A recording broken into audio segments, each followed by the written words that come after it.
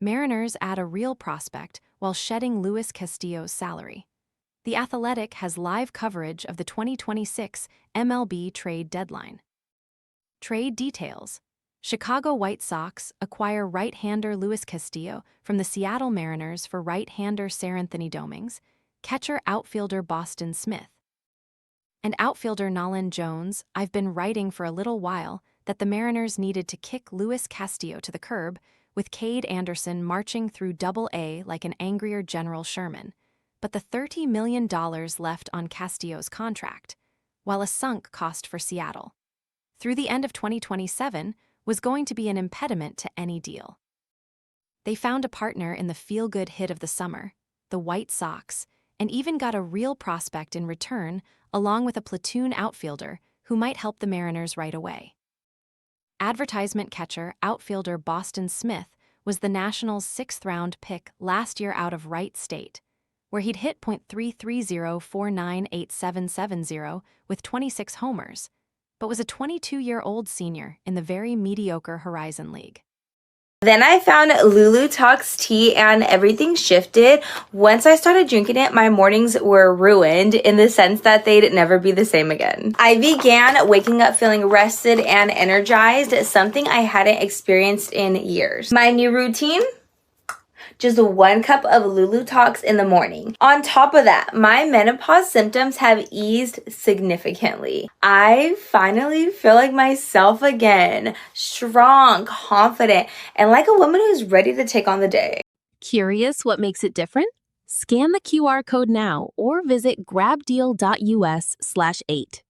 The new front office in Washington traded him before he played his first professional game, sending him to Chicago for Curtis Mead, a deal that worked out for both teams, as Smith has taken off in pro ball. He started in low A, quickly moved to high A and raked, with the major caveat that 23 is quite old for that level. The Sox promoted him to Double A on July 1 and he's hit. In 23 games, with a 27.8% strikeout rate so far, at a level that's at least appropriate for his age and experience. In the least surprising development ever, Smith has run into trouble at Double A with off-speed stuff, likely far better than anything he ever saw in college or saw more than once or twice a week in High A. He's missed 42% of the time he's swung at anything that wasn't a fastball at the new level, in a sample small enough to hope he can bring it down with time and more looks, but also a potential reason to argue the White Sox sold high on him. Smith has played all over the place between college and his 1 year in the minors, getting reps everywhere but first and on the mound, but the real appeal here is that he might be able to catch. He's very athletic and moves well, but has less than 500 innings behind the plate since high school, so he'll need a good bit of work across the board, including firming up his throwing. He's an above-average runner, so if he has to move out from behind the plate, he should offer defensive value somewhere in the outfield. There's a very wide range of potential outcomes for Smith. He could end up struggling to hit quality off-speed stuff to the point that he isn't a viable big leaguer. He could end up a fringy defensive catcher with enough power to be someone's regular, or anything in between. Since I get this question a lot on prospects who have broken out like he has, he's not a top 100 prospect, and probably not in the Mariners' top 10. Advertisement: Nolan Jones is a platoon right fielder who had a fluke year for the Rockies in 2023 but hasn't hit it all in the majors since then. He spent the year in Triple-A. First with Columbus, Cleveland, then with Charlotte White Sox, hitting .2813944482 off right-handed pitching.